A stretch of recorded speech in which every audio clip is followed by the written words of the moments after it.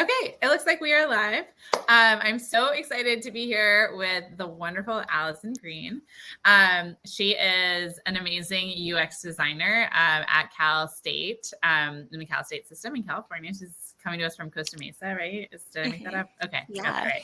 We were just talking about California, which I miss very much, especially right now in like late January. I'm like, why do I live on the East Coast? I'm from California, for those of you who don't know. But anyways, my name is Ada. I'm the founder and CEO of Skill Crush. And we are here today to talk about Allison and her career as a UX designer, and also just all things user interaction, user experience design. I would be remiss not to mention that this is a big week for us. I think we're calling it UI UX launch week because we launched, we basically overhauled. We have for a long time had two career paths, front-end developer and designer, and we have totally revamped and overhauled our designer one to make it a UI UX designer. And we're super excited about that. Yeah, we basically are here to talk about why we think this is such a good opportunity. And it was in part our sort of decision to make this change in our curriculum came from a lot of different reasons. But one of them was really by watching amazing students like Allison and seeing how students were sort of organically working through our curriculum and putting themselves in sort of even better positions than we had thought to put them in. And so we learned a lot from that, and that contributed to us making this change. But I would love to just kick things right off, Allison, with having you introduce yourself and tell us a little bit about your background, what you were doing before Skill Crush, what inspired you to even consider this career change, and then we'll go from there. Yeah, sounds good. Would love to share a little bit about myself and my journey. Hi, everybody. There's so many people that are here and joining. That's super awesome and exciting. And I know that you're in different places. Maybe you're thinking about participating in the track. Maybe you're already involved, or maybe you're out of it and looking for a job. But it has been just literally a little over a year since I started my role as a UX designer. My background has always been in higher education. I am a SoCal native. I went to school out here, college here, and upon graduating with very interesting degrees, I got a double major in American literature and culture and also women's studies.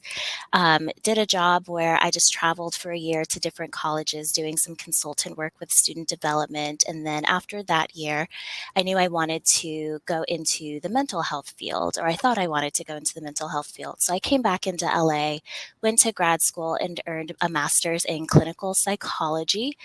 As I was in that program, I realized that we needed a lot of support. We just need a lot of folks in mental health as clinicians, but that was just not for me as a career. So I finished my master's, but I did not go into that path.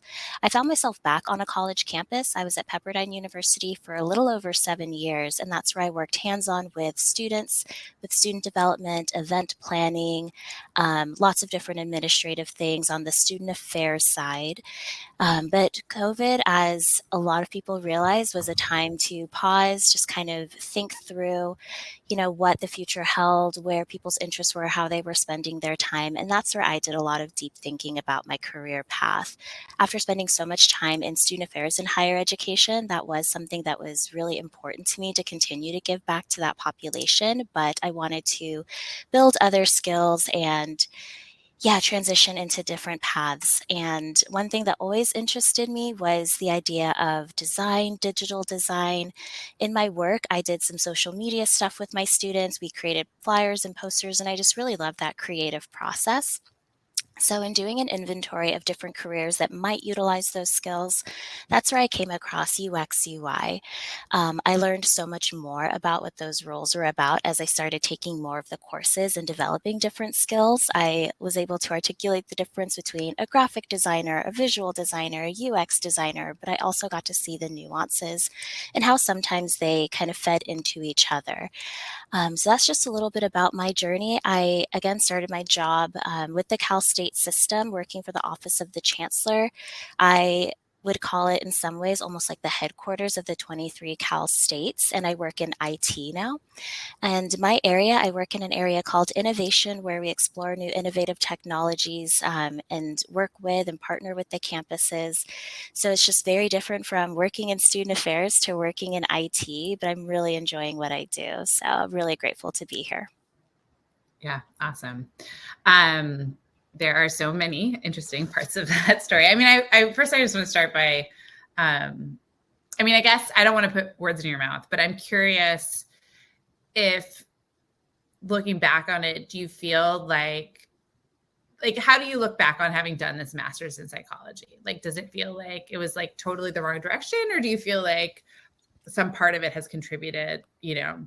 Yeah, that is such a good question. I think when I was in the program and taking out all the student loans and I wasn't necessarily vibing with this career path, I thought it was a Mm-hmm. huge mistake, but I need to walk Yeah. out with a master's with it. But with hindsight now, I don't regret any part of my own journey, regardless of however long it took for me to get to this point. Everything really fed into each other. Everything became a value add to my resume. My master's program, although it was more clinical psychology with diagnoses and different Mm-hmm. things, and different disorders, it taught me a lot about social interaction. It taught me a lot about the human condition. And I think psychology in general is really valuable to user experience in human computer interaction and all the different nuances. Even just thinking about the user persona and building empathy, it's extremely valuable. So this ended up being a really great addition to my skill set, having the master's. Although I don't think I necessarily needed it for this job, I think it really helped, especially Yeah. continuing in higher education. Yeah, like I think there's no world in which anyone would say like, oh, I mean, you know, it's interesting. I mean, I like actually there might be UX roles, right? Like I imagine UX research roles or something like that in certain contexts where having a psychology degree would literally be very sought after or required. But right, that was like what occurred to me is I feel like it's like I can imagine for you at the time it felt like it was like a total misstep, but to me, looking at it now, I'm like, oh, I bet that is such like rich like background that you can mine in the work Yeah, that you're doing today. definitely hindsight is 2020. If I would have thought 8 years ago, like this would be relevant to this career, I would have been like, no, I want to be a therapist. But it really just all came together. Totally. And I right. And I bring it up just to normalize it, you know, because I think it's so like I think that you know, something we talk about a lot is like most people, I think, when they're making a career change, especially like mid to late career, they feel like they're alone in doing it. And like, but that is, it's like we're all alone together. Yeah. Like, it is like such a dominant trend in the workforce.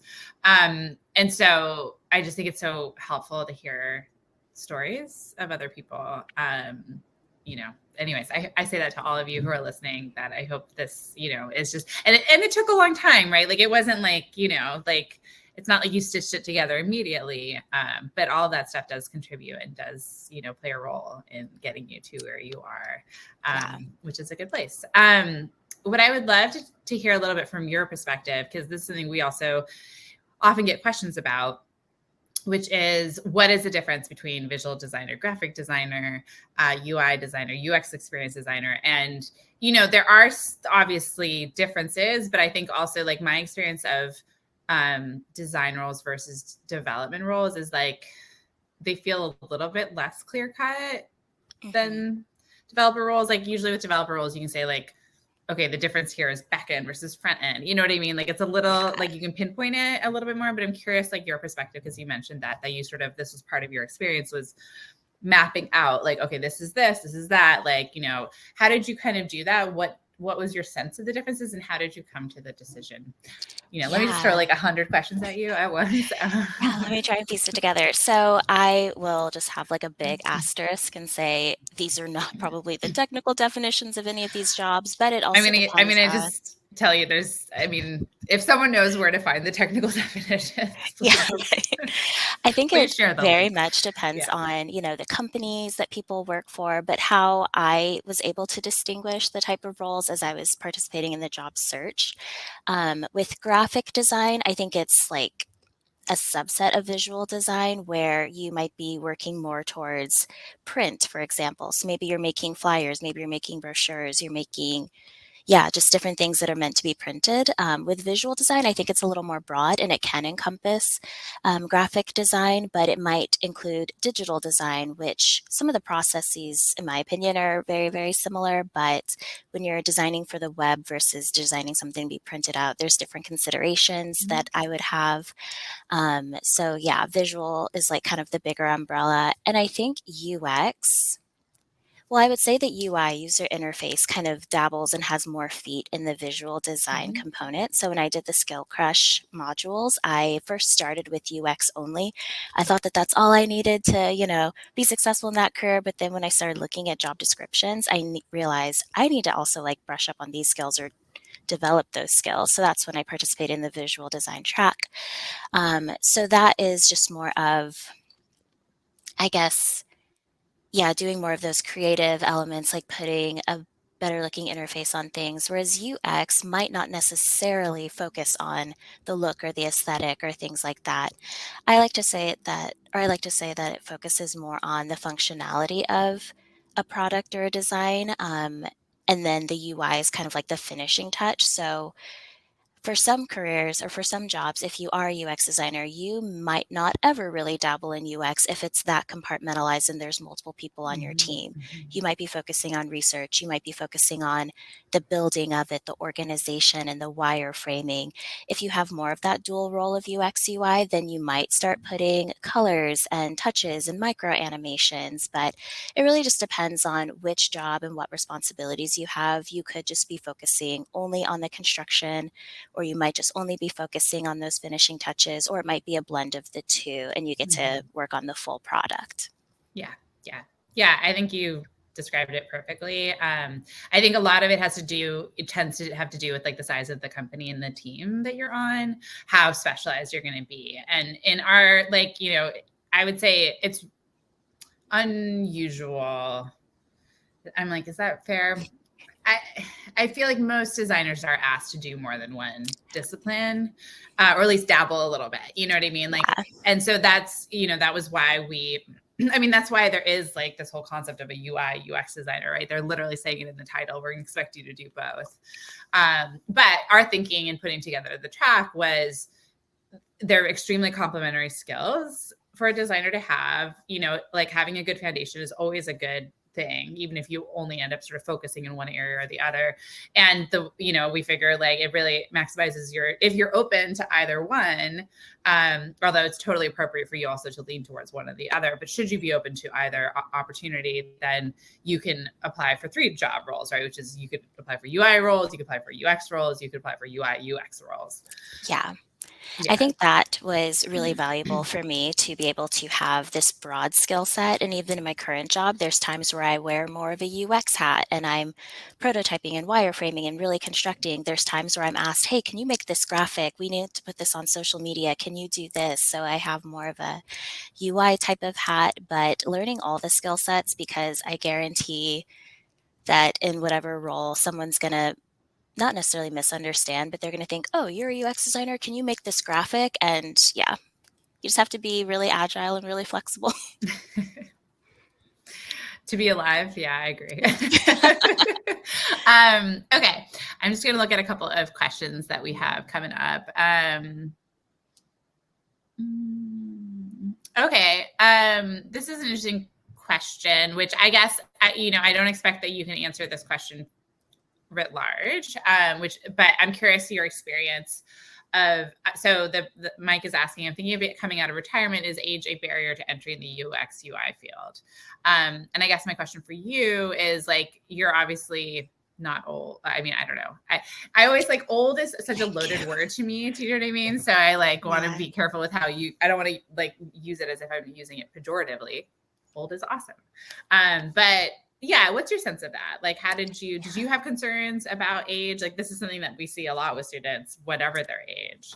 Yeah, that is a really Good and interesting question. From my experience, so I'll just be really honest, I'm 31. I started this job at 30. I felt very behind because, I worked with college students where they were graphic design, multimedia design majors, and they were getting these great jobs right after graduating. So I was thinking that I was behind and they just wanted someone who might stay at a company longer, someone who didn't have different life responsibilities, and they might, although it wouldn't be fair in the hiring process, I thought that they would lean towards younger folks. But from my experience, I think that having just life experience and then also whatever type of work experience you previously had, regardless of that, that carries a lot of weight. Even though I was essentially a junior designer going into the work field, I knew what it took to run a meeting. I knew business practices. I just had life experience that I think a lot of companies do value, even if you are coming in at a junior level, because those are some skills that might take um, someone who might be younger or newer to the workforce a little bit longer to grasp. Um, and then I will say that joining my division, the IT division, I feel like in some regards, I'm still one of the younger people in this space. So I Mhm. don't want anyone to feel discouraged or intimidated applying into places because, yeah, you will bring a unique perspective to the hiring process and eventually to whatever team. It's just a matter of how you market your own story and tell your own narrative too, and explain the value of your background and your work history. Yeah, and I think what you're saying, I mean, it's funny. It's like as you were describing it, you're like, I expected that for UX designers, they'd want like, and I'm like, oh God, no. Ooh. Yeah. You know what I mean? Like for UX designer, like, yeah, because it's just I'm thinking about my own hiring process. Like if I were hiring a UX designer, like you need someone who's gonna really be able to put themselves in other people's shoes and think critically about other people's experiences. And it's like, yes, they need to be really like, I feel like often what people mean when they talk about youth is sort of like almost like instinctual native relationship to technology. And I think that the sort of like, the part that's like not said is like, oh, if like people are older, they're not going to have sort of this like idea of everything that's possible. And obviously as a UX designer, that's like you have to stay on top of trends and understand what's like, what are the options. But I feel like the really, really critical work is about sort of putting yourself really deeply into the experience of somebody else and knowing Yeah. how to like find that information and stuff. And to me, that's I don't want to, I don't want to be a reverse ageist, I guess, and say that young people can't do that. Of course they can, but I think that is, something that also really develops with age. Yeah, and there's still things that I'm learning. I feel like that I'll mature into this role too, or whatever role I may have in the future. So yeah, I think I had my own insecurities about my age or am I late to the game or whatever else it may be. But yeah, I would want people to dispel that myth or put it out of their brains that it really is about your own background, your own ability to relate and empathize with folks and what you can bring to the table. Yeah, and it's also going to totally depend on, I mean, like who the constituent group is. Like, granted, you're working with predominantly college students, I would assume, as sort of the customer, for lack of a Yeah. better word, in terms of the user. But that's going to vary greatly depending on the Yeah. projects. So, Absolutely. I went to a conference a while back, and CVS Health had a team that was represented there, and their clientele yeah. was, They're for hiring a ton, actually. Everybody listening, I oh, like. It's like like every time I look at anything, it's like CVS Health. Anyway, yeah, I yeah. was So super impressed by, yeah, their UX team and everyone else that was there. But they were talking about their clientele, and that hit me. I'm like, who they're serving and who they're working for is very different than who I am building things for. So people will find their fit. There's so many different opportunities out there. yeah, and I mean, your story is interesting too because it's, I mean, like on paper, it like seems totally organic, right? Like you went from working in a university setting to working in a university setting. Do you Mhm. feel like was that your experience of it? Like, did it feel like it sort of transitioned seamlessly in that way, or?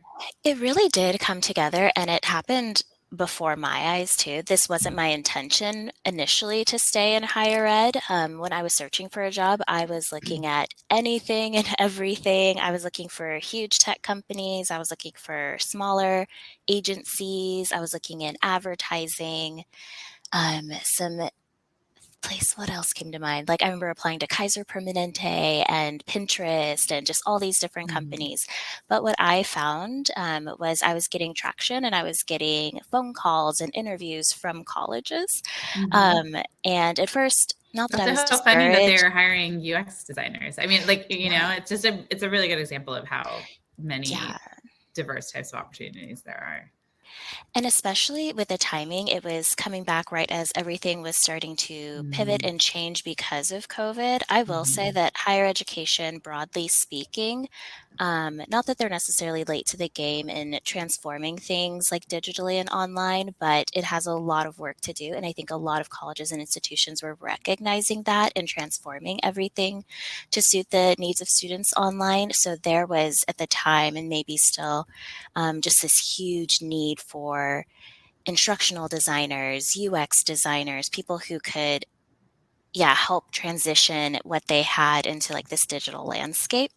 And I was applying to it because it was comfortable and I kind of knew generally like the college vibe and what was needed.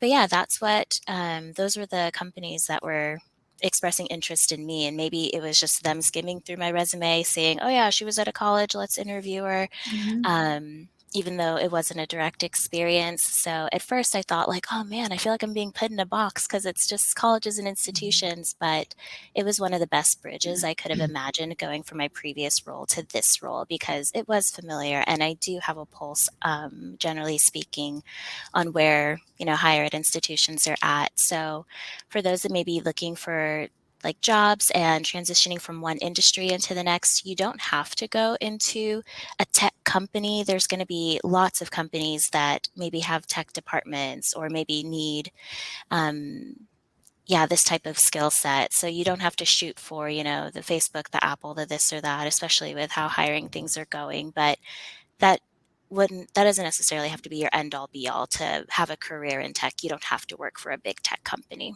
Yeah, yeah. Or even if that is your goal, I think that working in like a not big tech company can be a great stepping stone. We had an interesting webinar with a woman named Kristen Doucette, and it was interesting. Like she was talking about how for her when she was because she had transitioned careers into tech and she'd gone through sort of one process to get her first job, and then she said that when she hit the 2-year mark it like totally changed in terms of the opportunities that were available to her. So I think that's also like a good benchmark for people to know that it's a process, you know what I mean? So like you might not always be in higher ed. This is a great job for you at this moment in your life, and that might ebb and flow, or maybe you will continue. I mean, who knows?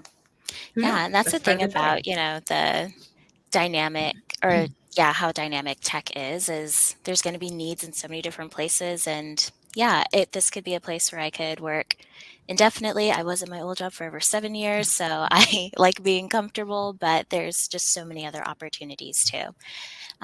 So yeah, I'm excited for what the next couple of years will be.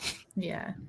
Okay, I'm gonna look at the more questions. I guess my next question for you, though, while I comb through these, is: was there anything about, like, if you think back on your experience going through the course, and then actually starting the job, like, what surprised you? Was there anything that was surprising to you or unexpected?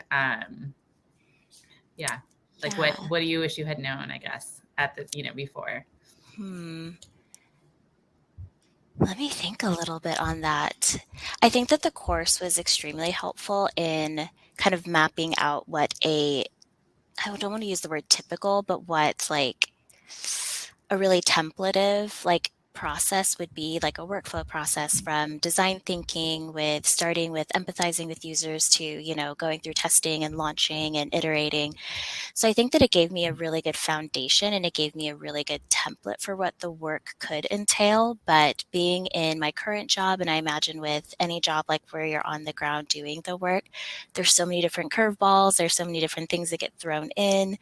It might not be as prescriptive as I thought it was. Mm-hmm, mm-hmm. and then working with, actual stakeholders and, doing research should be easy. You just get participants, but it's really hard sometimes to get participants to do I'm like, things and that. Yeah, it's like, we only have 4 people for this focus group. I was expecting however many. yeah. So just kind of those real world things, those wrenches that get thrown into the process. Budgets are something that are very real and tangible. Um, there have been times where in my UX brain and having the foundation from Skill Crush, I'm thinking, well, here's this plan and this is what I want to do. And then we'll have the results and then I'll get the results from our findings, present it to the stakeholders. But it's like, well, we don't have the money for that, or we don't have the this or that for that. So it can sometimes throw a wrench in what I think it should go. So having that flexibility, the adaptability, and realizing, I think how am I trying to say this? Sometimes it doesn't go as smoothly as I anticipate if I were working in a vacuum, but I think that's just the nature of work, is just doing UX design as like a prescriptive thing that isn't realistic. So there's always going to be collaboration. There's always going to be hindrances and roadblocks. But then also that can bring some really exciting things that might not have existed from my own thinking or from my own process. So yeah, working with different teams and kind of going through the start and stops has been really interesting. I don't know if I explained myself well. No, I mean, I guess as somebody who does this work, I'm like, oh, I feel you. There's things where I'm like, it would be so great if this tool did this and then we could have it do this. And then I talk to developers and they're like, what are you thinking? Like, Yeah. how are we going to build this? And I'm like, this made sense in my head. Yeah. You're like, come on. Isn't that your job? Yeah. Okay. I feel like I got like totally distracted by listening to what you were saying. So, okay, this is a good question from Carolyn. So she's asking, if you're a beginner with no real connections in the tech industry, what's the best way to start networking with other UX UI folks? And I'm curious, just how did you sort of crack that nut? Was networking with other people part of your process? One of the greatest places that I started like building my network was actually through Skill Crush and through the career building component. Being able just to be in like weekly, I don't know what we call them, but just kind of like Zoom meetings where we worked with a career coach. We all came from different backgrounds. And as people got jobs, they kind of, graduated out of that group. New people were always coming in, and using that Slack channel too. I don't know if it still exists, Yeah, but that's how I got so many you're LinkedIn. describing the Get Hired program, right? There we go. Yeah. Yeah. I got so many LinkedIn connections through that. And that was just so varied, and keeping a pulse on, what's being posted in terms of, hey, I know this person that I went to high school with, they started this tech company, they're looking for this. Like, that's a great way to, even if it's, second, third degrees away from where you're at, like just taking advantage of those opportunities. Something that was really hard for me, I think, to initially break through from was just putting yourself out there and doing like what I called the random ad. Um, Yeah, so if there was a job that I was interested in, or someone I hadn't talked to in a while, or I knew that they worked in a company or something, I would just add them on LinkedIn and have a message like, hi, I saw this. I'm interested in learning more. Would love to connect. Would love to set up this or that. And either people will add you or they won't. But yeah, I was surprised at, it wasn't a 100% every single time this connection, benefited me. But I was surprised at how many people actually took the time to reciprocate or accepted me or even just responded. So I think taking a brave step outside of that comfort zone of being rejected or being weird or being too forward, like the worst that people can say is no, or the worst they can do is just ignore you. Yeah. And it's still hard. The little introvert in me, I don't like networking, to be honest, but it is necessary in just building connections, because you never know, again, that third degree, what can happen. Yeah. And it's good to remember that LinkedIn, like, that's the point of it, right? Like, the point is to get connected with people. And if that was like only people that you met and it didn't generate any new people, I mean, it's not terrible, but like, it's not really utilizing the tool to its full extent. Yeah. Okay, so start randomly adding people. Not randomly. You said random. It's not random. It's calculatedly random. It's yeah. It's like cold, like it's like not people you know, right? Like you were like Mhm. identifying people who you wanted to connect with who were Yeah. outside of your immediate, yeah. It's definitely Um, reaching. yeah. Um, okay, so this is an interesting question, and I'm curious about your experience of this as a job seeker. The question is whether UX would be considered digital product design, and I guess, yeah, maybe I'll start by saying that product design, from my perspective, has UI and UX in it, and then it sort of has like another layer. I don't know if that's how you would, yeah. Yeah. It's a So little hard to define, I think. with product design, I did look at roles. I did look at those types of jobs as I applied to a lot of different things, and I realized it was kind of different, but I had some skill sets. I also realized there was a lot more, or the jobs I was looking at for product design, it had a little bit more of like business know-how to it that I Mhm. didn't necessarily I think have a that's background in. accurate.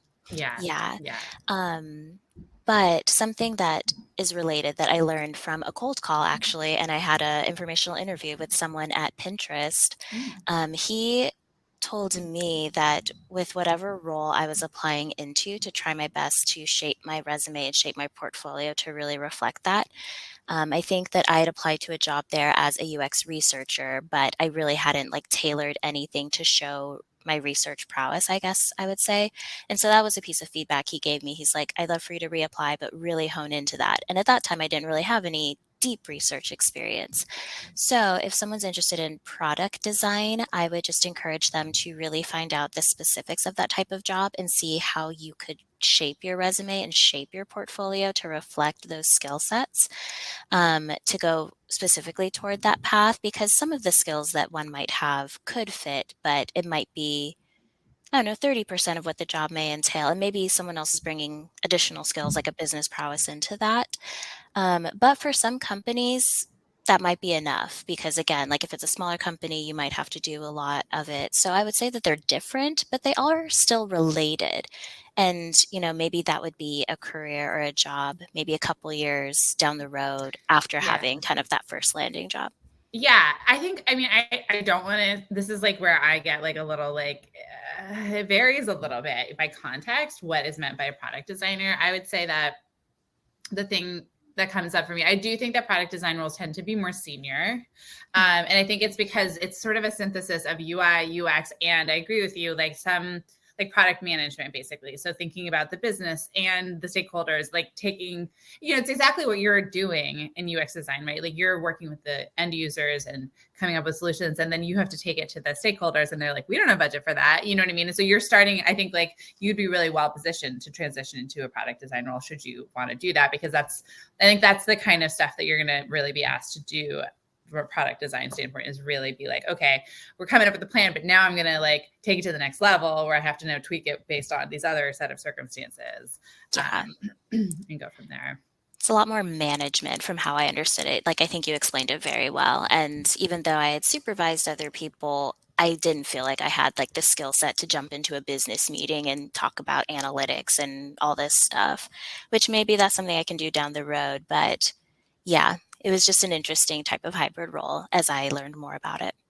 Yeah. And I think, again, it's going to depend on every different context. But yes, I think those are things that would be reasonable to expect in a product design role. So Jacob is asking a great question, which is he's asking how long the UI UX design course is, and whether he has sort of is wondering, like, can it be completed faster or short or longer? So I would love to ask. So I guess I will literally answer this question for Jacob, which is that the course is 7 classes, plus a couple of milestones. And then we consider you completed of the learn the skills portion, and then we transition you into the get hired like program, which is what Allison was describing. But I would love to hear from you, Allison, like what, and sorry, and I would also say all of our programs are always flexible and self-paced, meaning that you set the pace. So if you want to do part-time, full-time, We're totally, and sometimes part-time, sometimes full-time, that's totally fine. I'm curious sort of what your journey was like, and what was, how long did you take, knowing of course that the UI UX program wasn't in place yet when you did it, so you kind of took a slightly different path. But yeah, what was that like for you? Like, you did it while working, right? I did. I was working full-time, about 40 hours a week, sometimes in busy seasons a little bit more, and sometimes in slower seasons a little bit less. But I started it, I want to say January 2021. Maybe, okay, the time doesn't matter. But I started with the UX module, which was like 3 segments. And then I think I said earlier, after I finished that, I knew I wanted the visual design skill set too. So I did that, which was 3 major sections, different assignments built into it.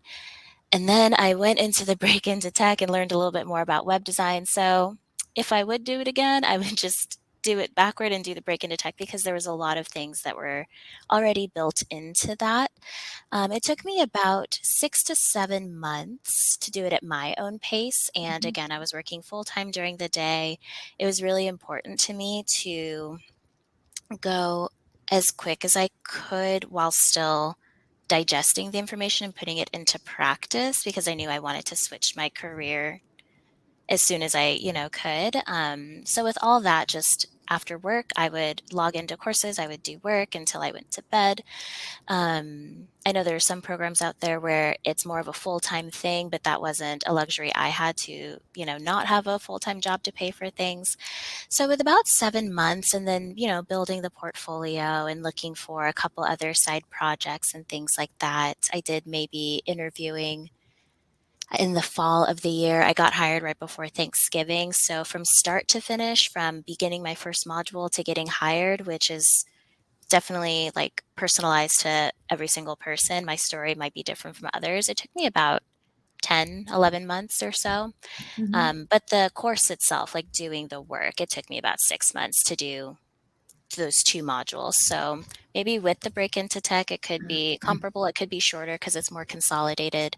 I haven't had a chance to really comb through the new track for UI UX, but yeah, that's really great that you all put it into one track. I think that's super awesome. Yeah. I feel like it's like what you cobbled together. Yeah, I like kind of cleaned it up Frankensteined it a a little. bit. Yeah, exactly. Yeah, and I think that's a really realistic time frame. I mean, we tend to estimate around 6 months for our students to complete a career track, working on it part-time. So like with a full-time job.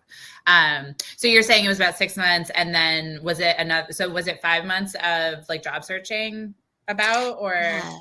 So when I finished the visual design course, I decided to apply to jobs. I thought that I could do it without the get hire track, or I just assumed I could kind of naturally go into that. So I applied for maybe a month, 6 weeks. It was over the summer. But with the nature of my work, I had a very busy season in August and September with back to school and orientation and things. So I made the decision to put a pause on my own job search and focus on the job that I had that was paying my bills. And so I could continue to, do it to the best of my abilities. So I picked up my job search and invested in the Get Hire track in October. So I would say that it was intense job applying for about 6 weeks. So yeah, October to right before Thanksgiving, I was interviewing, I was applying, I was meeting with, my group in that cohort. So I think for me, sitting down and being very serious about searching for jobs, it took me about 6 weeks. Yeah. What do you think the difference between when you were applying on your own, like, and I guess I'm not asking like, yeah, you did the weekly sessions, but like, how do you think you approached it differently in that time frame? Like, what do you know? Stephanie, who was kind of leading that session for us, she gave me so many tools that I would have never thought to employ. And it kind of came as like a package of, here's how I can track all the jobs that I apply to, and here's how I can stay organized with everything. And there was drop down menus of, okay, I applied. Did I try and reach out to the hiring manager? Yes or no? And it was like check marks to keep myself organized and so I could see my own progress. She gave me, just kind of like literally coaching and going into interviews. Like she would ask me, how are you feeling? Like, give me your pitch, like sell me your initial story. When they ask you, tell me about yourself, what are you going to say? So it gave me that practice that, everyone says, rehearse what you might say in these situations, but I was forced to actually have dialogue around that. And when I was applying to jobs before in the summer, just on my own, there really wasn't that much, I guess, follow through or dedication. I don't know. I think that the fact that I was a part of a cohort and there was also that collegiality around it, we were encouraging one another, was very, very helpful. But the Get Hired track just gave me a lot of tools in terms of how to interview, to the best of my ability to um, yeah, just templates on writing, introductory emails, thank you emails, follow-ups, things like that. So it gave me skills that further on down the road, if I, look for other jobs, like those are things that are going to stay with me. I'll probably reach back out to Stephanie on LinkedIn and ask for some help, but I very much recommend the Get Hired track. It worked for me very, very well. That's awesome. I'm so happy to hear. Okay.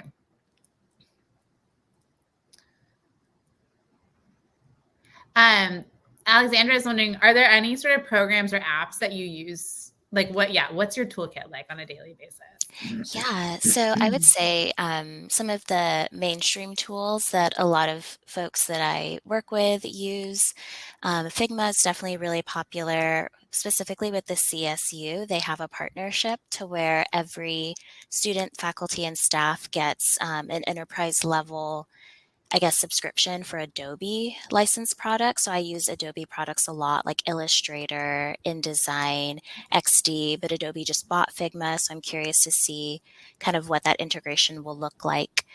I don't do a lot of coding. Some UX, UI folks may need to do some coding. So that's an interesting skill set to, have in your back pocket, but I don't do it. So I can't speak to that. But yeah, even just like prototyping types of things, we're using some education specific platforms that might not resonate with different people. But I would say my tech deck ranges from things that are very easy to use with like drop and drag things to prototype. And then sometimes I really am building things organically from like design stuff. So I think having that skill set to know how to build things from scratch or design things from scratch is really helpful, because if you do use something that is more templatized, that's a luxury. But yeah, I would say that I use Adobe products probably the most, and that's just specific to my job.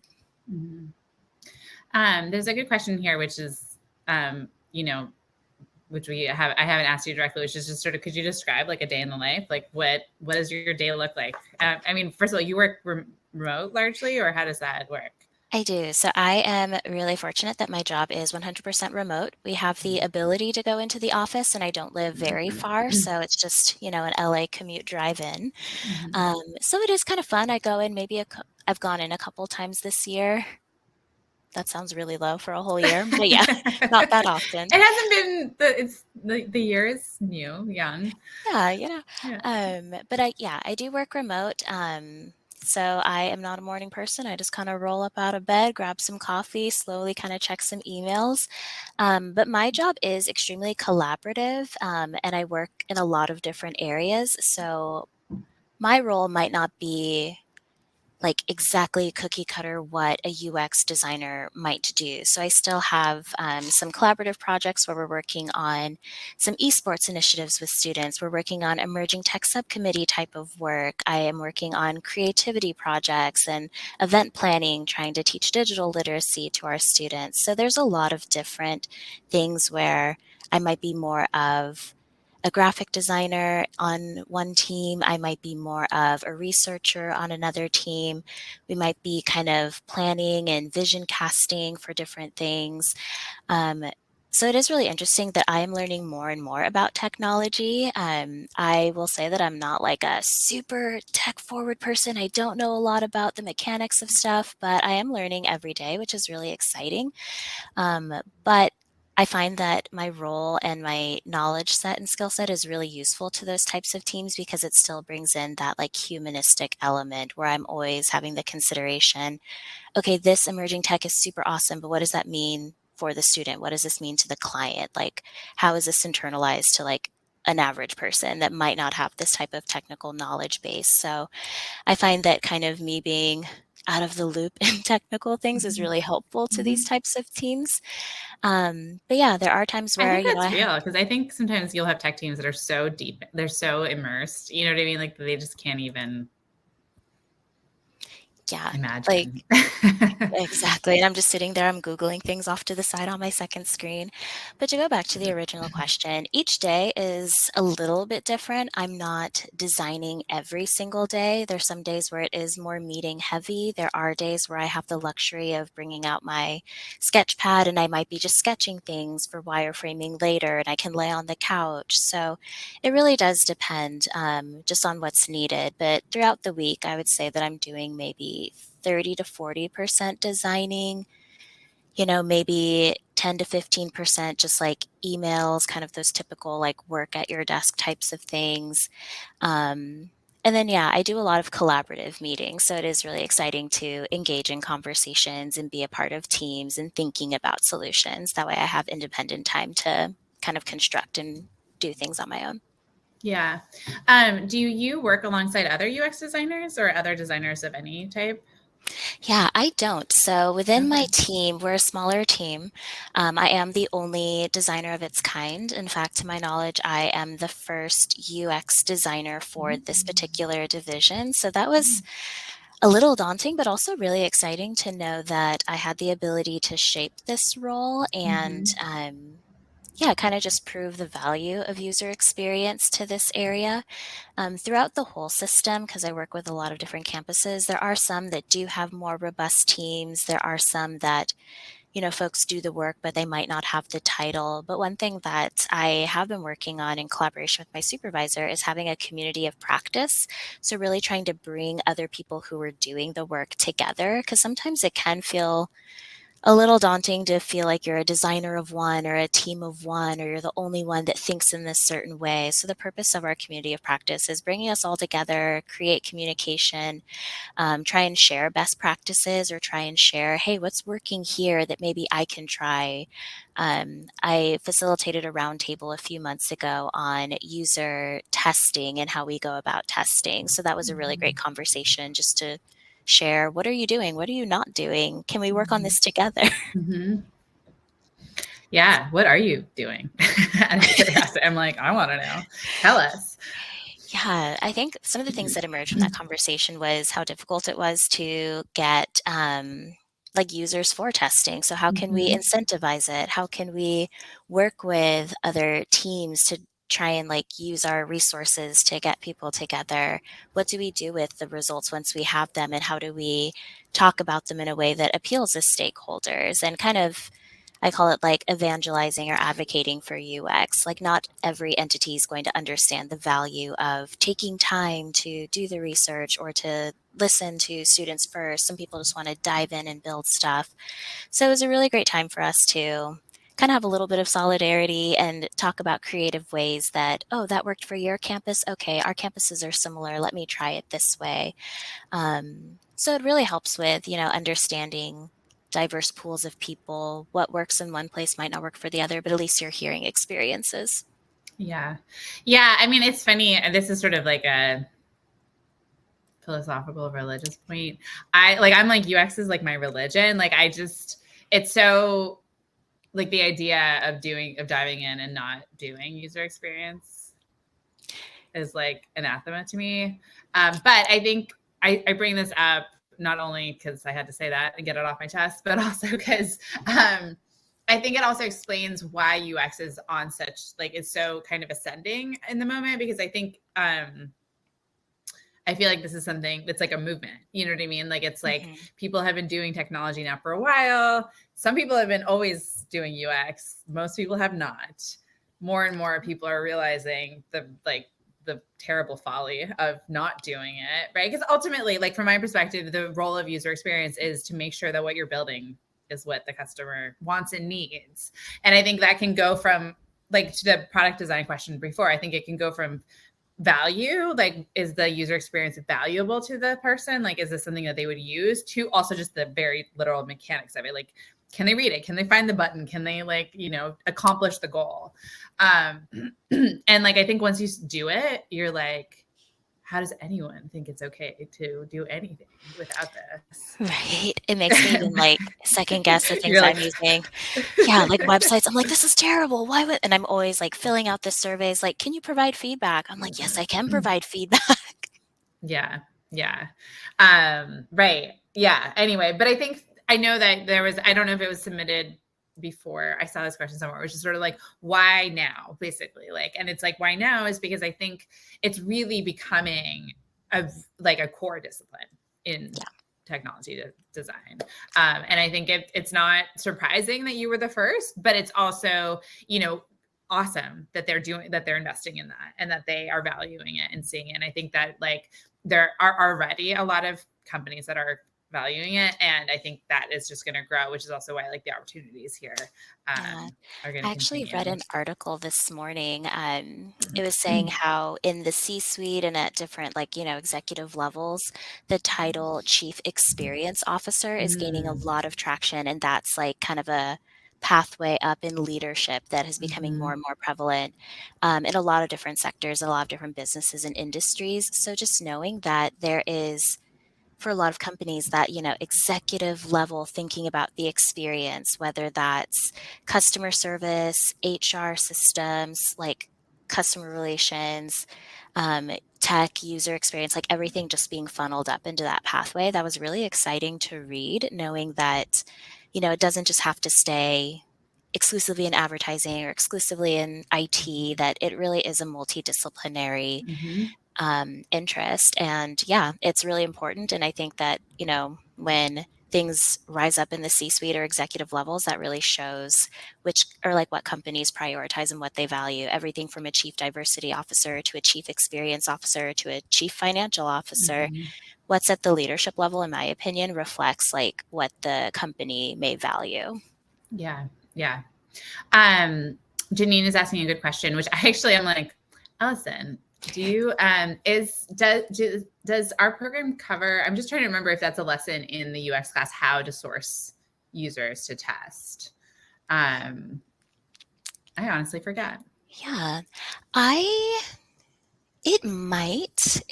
And there were even a couple I guess, practice things in the lessons where I had to ask my own network, like whether or not they would participate. And I remember interviewing my mom. I remember interviewing my best friend, my roommate, just trying to, utilize my immediate circle. So yeah, I would have to actually go back, and I'm sure you can too, Ada, Yeah. to find specifically. But even if it doesn't, I think that different companies may have their own like pools within itself. And I think it's also a tool to think creatively how you can Yeah. like recruit, whether that's like a LinkedIn search, or I know that there are some companies, I think it's VWO maybe, that can help with A/B split testing. Yeah. So There's also, I think it's called Usability Hub we use. I'm actually just looking through the class now. I'm like, yeah, I know that they yeah. gave like resources of websites that can just help in general business to help recruit folks. Yeah, because I will say this is a challenge for, so I think like, if any user experience designer that came to us and was like, I have, thought a lot about how to get users and blah, blah, blah. And these are the different tactics. Cause it's just so, yeah. I mean, I remember very early in the days of Skill Crash going to coffee shops and, like offering people $5 Starbucks gift certificates that they would user test something. And I think depending on the context, and I know that we do talk about this, sort of how to identify who to engage in user tests can really vary, right? Like sometimes if it's a usability thing, you really can take anyone off the street kind of versus like other things where it's like for you, like you really have to talk to a student, and maybe a student in a very specific context. And that is going to, sort of the more specific the persona is, the more challenging it's going to be to source the person. Yeah, but that's definitely something that I think is still valuable, that sort of like guerrilla testing, just being out there and asking people. I feel like, yeah, that's where your inner salesperson comes in. Hey, do you want a Starbucks gift card? Are you willing to take this survey? Do you want to do this? Like, I table sometimes. I have tabled asking students, hey, can you do this really quickly? Yeah. I'm like, yeah, I guess like I'm like college students, as long as they're in person, you know what I mean? Like you can just go where the college students are.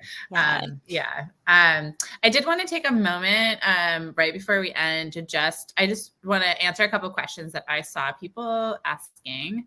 No, hold on. This is it. So, okay. So one of the questions I saw in the, and I apologize, mine is going to look a little different because I have all the editing capacities, but so not everyone is going to have the ability to edit the classes. But I just want to reassure everyone who is a current Break into Tech student that that you absolutely, so like previous to right now, I had been selected into the front end developer track. So if you would like to switch over, you are able to do that. And it's as simple as just saying switch tracks. And then you just select the new UI UX designer career track. And then if you sign up for Skill Crash after this point, we actually are deprecating the visual designer track.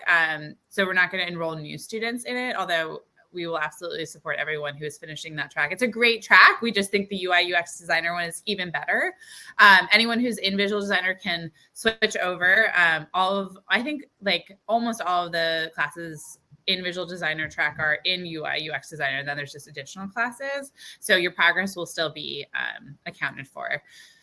But we'll still support visual designer students because there's still lots of visual designer roles. And then, yeah, you can just select the UI UX designer class. And then just so, you know, anyone who's not a student, just so you sort of have a sense of how our, you know, our program works. And I don't know, this actually might be a little bit updated since you enrolled. I'm not sure, but you basically have this career track and it just has your classes and then your mentor check-ins. And then there's there's at least one milestone at the end, which is you do this, prepare your portfolio and then get it approved. And then we do also have this progress report that tracks your progress throughout your, so these are all the skills that you're going to learn and all the ways in which you are going to learn those skills. There's a lot. I'm like scrolling, and then all the projects that you're going to do. So once you are done, all of this will be filled in. So you'll have earned all these badges and completed all these projects. And these are the projects that you will then include in your portfolio. And then you will transition to Get Hired, which is this is funny. I have to go back to front end developer to see Get Hired because I am not yet qualified for Get Hired as a UI UX designer, having not completed my UI UX track, but I am as a front end developer. So I actually don't know. I know that some of this is new, so I don't know if you've seen all of this, but now with Get Hired, once you are done with the portfolio and have that approved and have graduated our Learn the Skills program and are transitioned into Get Hired, there's a bunch of classes that you are able to participate in. And then I think to your point, though, with Get Hired, it's a little bit different than Learn the Skills, where the focus in Learn the Skills is really on the online curriculum and completing it. The focus in Get Hired is like, it's like learning, and then it's about the community and the practice of it, and really just going, you know, fighting the good fight every day. I just remember like I would do the like Get Hired like learning modules, but it really was like doing the work and putting in the work, and then the community piece. So there were even things, if I were to go back on my thing, like for the Get Hired, I might not be at 100% because once I started interviewing and I got an offer, like it escalated really quickly. But yeah, it like gave me the foundation, like I said, of getting my portfolio set up and doing everything I needed to on LinkedIn. Yeah. So as we wrap up, so I guess I will just ask this question on behalf of anyone who's here and, you know, thinking about making this career change, sort of having anxiety about it, not sure if they can do it. Do you have any sort of parting words of wisdom, any words of encouragement sort of to anyone who's maybe in a position similar to where you were when you were thinking about, you know, diving in and committing to this?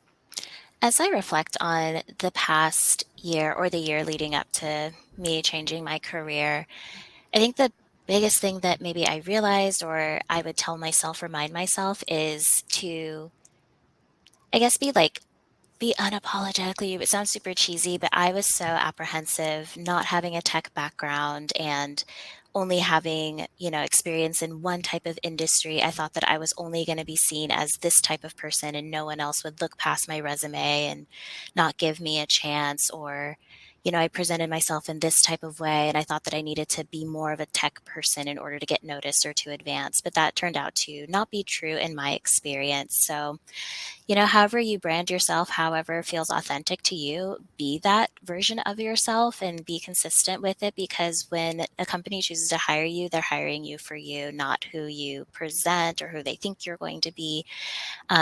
Everything from, crazy design choices with my portfolio, I really wanted to use like a really bright and colorful like visual portrayal of myself because I felt that that represented me. And I thought long and hard, like, should I have like reliable blue and this should be my color palette for my brand? And, those are really silly choices, but I felt very authentic and I felt comfortable with who I was and who I presented. So be yourself throughout. Don't think that you have to be a certain person or a certain type of way in order to be noticed in whatever industry you're going into. They're going to hire you for you. So that really kept me afloat.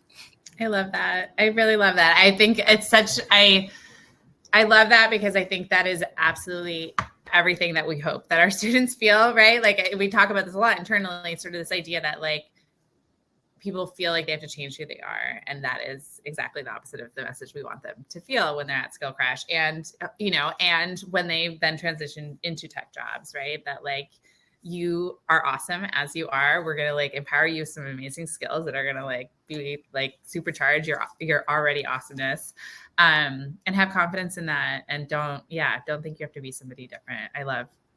Thank you so much for sharing that and saying that. And I didn't put her up to it, everybody. I was like, is this going to be easy? No, it's perfect. Yeah. Is there any way, like, if people want to connect with you, what should they? Yeah. I am on LinkedIn. I am not sure if I can share it or maybe retroactively I can kind of connect or something like that. But yeah, we can connect there. If you have any other questions, feel free to ask me. I'm always wanting to build my network too, so it's reciprocal. I am working on my portfolio, so I'm in between changing platforms. And yeah, I should probably get back on it now that I'm saying it out loud. Designer portfolios. Oh man, that's a whole situation. It's like the not just cobbler's, for getting hired. the cobbler's shoes or whatever, Yeah. But LinkedIn is the Cobbler's best way to kids, connect. anyways. Yeah, I'm on LinkedIn. Instagram too, but that's not really my professional Instagram. But yeah, I would love to connect for those that want to. Awesome. Yeah. And I think I actually have your LinkedIn. I'm like, put your money where your mouth is. Yeah. I think I can share it if that's okay with you. I will put it in the chat. Absolutely. I will find it and I will put it in the chat as soon as we're done.